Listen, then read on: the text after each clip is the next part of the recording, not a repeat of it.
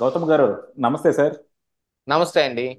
Sir, Sajjala Ramakrishna Reddy ఆయన నిజంగా జగన్మోహన్ రెడ్డి మధ్య పక్కన సెకండ్ ఏమో అనిపిస్తా ఉంటుంది సార్.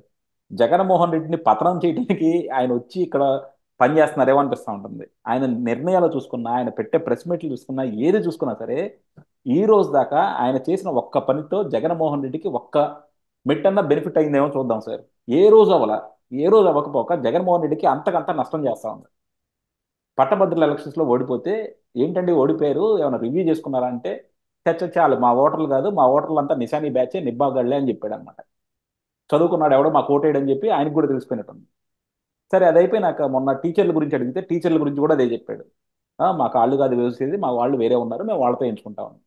ఇప్పుడు అంగన్వాడీ వాళ్ళకి వచ్చి, అంగన్వాడీ వాళ్ళది న్యాయమైన డిమాండ్లే అనుకుందాం. అలాగే ఎలక్షన్స్లో నువ్వు చేసిన ప్రామిసేగా, వాళ్ళు రివైజ్ చేస్తానని అవి చేస్తానని. కానీ ఈ రోజు దాకా నువ్వు చేసింది ఏమీ లేదు. వాళ్ళు ఇప్పుడు ఎలక్షన్లు వస్తున్నాయి, ఇప్పుడు చేయకపోతే ఇంకెప్పుడు చేయలేవు అని చెప్పి వాళ్ళు అడుగుతున్నారు. చేతనైతే కూర్చోబెట్టు, మాట్లాడు, శాంతింపజేయి, నీకున్న ప్రాబ్లం ఏదైనా చెప్పుకో. అంతేగాని అసలు వాళ్ళు వాళ్ళు అసలు మనుషులే కాదు, వాళ్ళ ఓట్లు మాకు అక్కర్లేదు, వాళ్ళు వేస్తే అంత వేయిపోతే అంత, వాళ్ళ బతికే అంత అన్నట్టు మాట్లాడితే, అహంకారంగా మాట్లాడితే, రేపు పొద్దున ఎలక్షన్స్లో అది జగన్మోహన్ రెడ్డికి నష్టం జరుగుతుందా, లాభం జరుగుతుంది సార్? ఖచ్చితంగా నష్టమే జరుగుతుంది. అసలు సజ్జల రామకృష్ణారెడ్డి పెద్ద నష్టం వైఎస్ఆర్ కాంగ్రెస్ పార్టీకి. ఆయన లేకపోతే జగన్మోహన్ రెడ్డి అన్న బయటకు వచ్చి మాట్లాడుతూ ఉండేవాడు.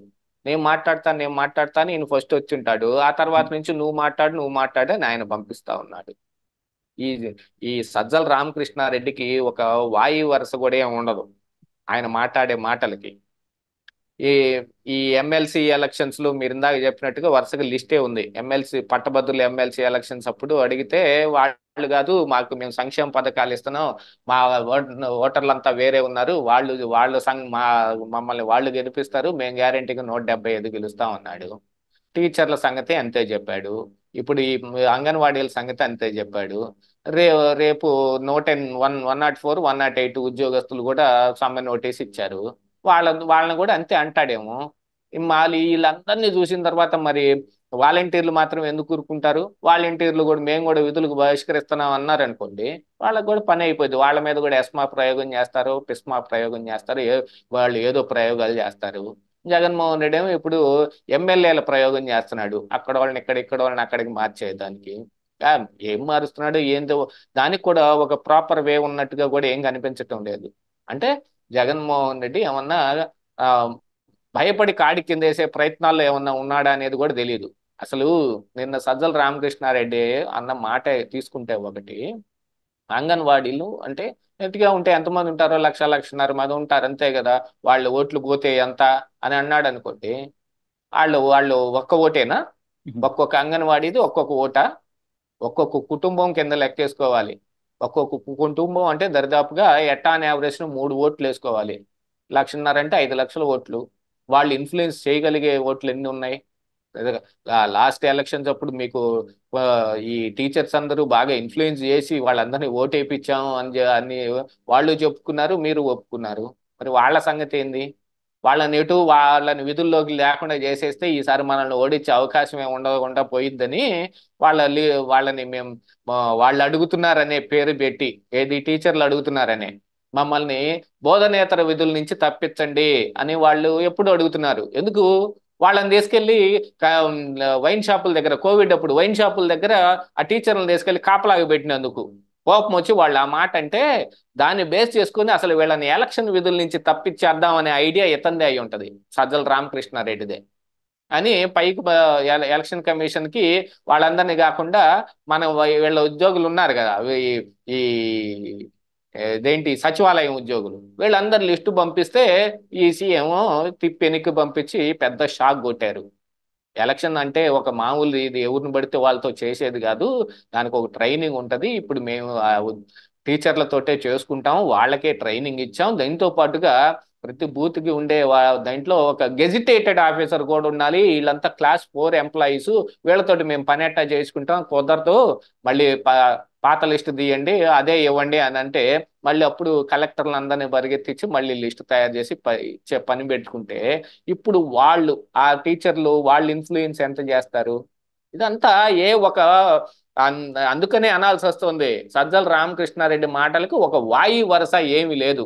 వాళ్ళని తీసి పక్కన పడేసాయి, వీళ్ళని తీసి పక్కన పడేసాయని ఇది మాయాబజార్ సినిమాలో ఈ దుర్యోధనుడి కొడుకను ఈ బలరాముడి కూతురికి వివాహం జరుగుతుంది, ఎవరెవరు వెళ్ళాలని లిస్ట్ రాస్తుంటారు. దుర్యోధనుడు కూర్చొని ఉంటాడు, దుశ్శాసనుడు కర్ణుడు కూర్చొని లిస్ట్ ప్రిపేర్ చేస్తుంటే శకుని ఇంకో పక్కన ఉంటాడు. ఇందులో వరుసగా ఈ కురువృద్ధులు వీళ్ళందరూ ఉన్నారు, ఈ భీష్మాచార్యులు ద్రోణాచార్యులు వీళ్ళందరూ మనకెందుకు, భీష్మాచార్యుడు ఎప్పుడు ఆ పాండవుల పక్షపాతితోనే ఉంటాడు, అందుకని ఆయన పేరు కొట్టేస్తున్నాను అని పేరు కొట్టేస్తాడు. అసలు ఈ ద్రోణాచార్యుడు ఈ అశ్వత్థామ వీళ్ళందరూ మన కులపోళ్ళు కూడా కాదు, వీళ్ళని తీసుకొని వెళ్ళటం ఏంటి, వాళ్ళని కూడా కొట్టేస్తారు. అన్ని ఇట వరుస పెట్టి అన్ని కొట్టేసుకుంటా పోతే అప్పుడు దుర్యోధనుడు అంటాడు, ఇలా అందరినీ తీసేసుకుని ఎవరూ లేకుండా పెళ్లికి మనం తరలి వెళ్తే ఏం బాగుంటుంది మామ అని శకుని తోటి అంటే, ఇప్పుడు శకుని చెబుతాడు, నువ్వు నీ నూరుగురు తమ్ముళ్ళు వీళ్ళందరూ కలిసిపోతే అదే శోభస్కరంగా ఉంటుంది, పోదాం పద అని అందరిని ఎవరిని లేకుండా తీసుకొని పోతారు. అట్నే ఇప్పుడు మనకి 152 ఎమ్మెల్యేలు ఉన్నారు, వాళ్ళు నేను ఇంకెవడు కావాలి అని అనుకుంటున్నాడేమో జగన్మోహన్ రెడ్డిను ఈ సజ్జల రామకృష్ణారెడ్డి ఇద్దరు కూర్చొని. వాళ్ళని తీసి ఇక్కడ వీళ్ళని తీసి అక్కడ వేస్తుంటే మనం మొన్నటికి మొన్న వీళ్ళు కూడా తిరిగి మాట్లాడతారా అనేలాంటి వాళ్ళందరూ బయటకు వచ్చి జగన్మోహన్ రెడ్డిని విమర్శించడం మొదలు పెట్టారు. ఆ పూతల పట్టు ఎమ్మెల్యే ఆయన మాట్లాడలేదా, ఎంఎస్ బాబు ఇదేనా మీరు చేసేది, దళితులంటే మీకుందా ఇదేనా ప్రేమ అని? ఆ సింగనమల ఎమ్మెల్యే ఆవిడ రాలేదా, ఆవిడొచ్చి కనీసం నీళ్లు కావాలంటే మీ కాళ్ళు కొట్టుకోవాలా అని మాట్లాడుతూ ఉంది. ఈ మరి మీరు మార్చిన ఈ మంగళగిరి రెడ్డి గారు ఆల్ రామకృష్ణారెడ్డి, నేను వైఎస్ షర్మిలతోటే నా ప్రయాణం, నాకు ఈ పార్టీలో అంతా నష్టమే అని అంటా ఉంటే ఏమి వీళ్ళందరూ అసలు నిజంగానే వీళ్ళు ఎన్నికలకు ప్రిపేర్ అవుతున్నట్టుందా, లేకపోతే ఆ ఏదో ఆడ కూర్చొని కొంత పని చేస్తున్నట్టుగా? ఇప్పుడు మన ఇంతకు ముందు కాలంలో గవర్నమెంట్ ఉద్యోగస్తులు పనిచేసే వాళ్ళు చూడండి, అబ్బా అనుకుంటా 10 గంటలకు వచ్చి ఎప్పుడు 5 అవుద్దా అని చూసుకుంటా మాటికి గంటకు ముందు ఒకసారి కాఫీకి లేచెళ్ళి అరగంట పని ఎగ్గొట్టి లంచ్ అవర్ అని పోయి 2-3 గంటలు రాకుండా ఏదో పని గడుపుకొని వెళ్తారే, అలా పని గడుపుకుంటున్నట్టుగా ఉంది ఇప్పుడు సజ్జల రామకృష్ణారెడ్డి మాట్లాడుతున్న మాటలన్నీ. ఏ ఒక్క ఓటైనా వదులుకునే స్థితిలో ఇప్పుడు వైఎస్ఆర్ కాంగ్రెస్ పార్టీ ఉందా? అసలు వైఎస్ఆర్ కాంగ్రెస్ పార్టీ కాదండి, ఏ పార్టీ అయినా సరే ఒక్క ఓటైనా నీ ఓటు లేకపోతే మాకు అవసరం, మాకేం పర్లేదులే మీరు బోండి పక్కకు బోండి అని ఏ పార్టీ అయినా అనగలిగే స్థితిలో ఉందా? ఎంతమంది మీ ఎమ్మెల్యేల్లోనే ఎంతమంది అతి తక్కువ మెజార్టీతో గెలిచారు? ఎంతమంది? 2000, 3000, 100, 1000, 1500 ఇన్ని గెలిచిన వాళ్ళు ఎంతమంది అండి? ఇలా వీళ్ళందరినీ పంపించేస్తే రేపు ఆ మెజార్టీ వచ్చి మీరు గెలవటం సాధ్యపడే పనేనా? 175కు 175 ఇలాగనే సాధిస్తారా? ఒక మాట మాట్లాడేటప్పుడు దానికి ఒక వాయు వరస ఉండాలి. కాకపోతే ఆయనకేం ఉండదు, ఎందుకంటే ఆయనకు ఇంతకు ముందు పేపర్లో పనిచేశాడు కదా, పేపర్లో కూడా ఆయన క్షేత్రస్థాయిలో చేసినోడు కాదు కదా, ఆడ పైన కూర్చొని ఎడిటోరియల్ అన్ని ప్రిపేర్ చేసి వస్తాయి. వచ్చిన తర్వాత ఆయన కంటికి ఇంపుగా ఏది కనపడిందో ఇది వేయండి, ఇది తీసేయండి, ఇది కాదు ఇదిగో ఇది ఏందో బాగా లెంత్ ఎక్కువ ఉంది సగానికి తగ్గించండి అనే ఎడిటర్ పని చేశాడు. ఆ పనిలో ఇప్పుడు కూడా అదే చేస్తున్నాడు. ఎప్పుడేమో ప్రెస్ మైక్ తీసుకొచ్చి ఆయన మూతి ముందు పెట్టగానే ఆయన వాళ్ళతో పని లేదు, వీళ్ళతో అవసరం లేదు, అసలు జగన్ ఒక్కడు చాలు అని కూడా అంటాడేమో రేపు, చెప్పలేము. అలాంటి మాటలు అన్నా కూడా ఏ మాత్రం ఆశ్చర్యం లేదు.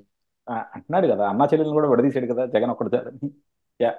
చూద్దాం సార్, నిజంగా సజ్జల గారు మాత్రం ఆయన మాట్లాడే తీరు, ఆయన రాజకీయ నాయకుడు కాదు, కానీ రాజకీయ నాయకుడు ముసుగేసుకొచ్చి వైఎస్ఆర్సీపీ పార్టీకి అలాగే జగన్మోహన్ రెడ్డికి మాత్రం విపరీతమైన నష్టం చేస్తున్నాడు. వాళ్ళిద్దరికి నష్టం చేయడం యాక్చువల్గా సజ్జల రామకృష్ణారెడ్డి రాజకీయ నాయకుడు కాదు.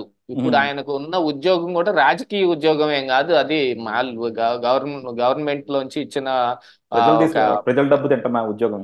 నిన్నే ఉద్యోగం. అంతకు ముందు జగన్ సొంత డబ్బు శాలరీగా ఇతనికి ఇచ్చేవాడు, ఇప్పుడు ప్రజల డబ్బుని ఇంతకి శాలరీగా ఇస్తున్నాడు. ఇతను ఒక దిక్కుమాలిన ఎంప్లాయ్, ఇప్పుడు సలహాదారి అనే ఎంప్లాయీ, అంతకుముందు ఎడిటర్ అనే ఎంప్లాయీ. ఇతని ఎంప్లాయీ స్థాయి దాటి ఆ పైన ఆలోచనలు కూడా లేవు. ఇప్పుడు బ్యాంక్ మేనేజర్ ఎవరైనా ఉన్నారనుకోండి, ఆయనకు బాధ్యతలు ఎక్కువ ఉంటాయి. అదే కింద ఉన్న క్లర్క్ కానీ లేకపోతే లోపల ఉండే టెల్లర్స్ కానీ వీళ్ళు వీళ్ళు ఉన్నారనుకో, వాళ్ళకేం పని?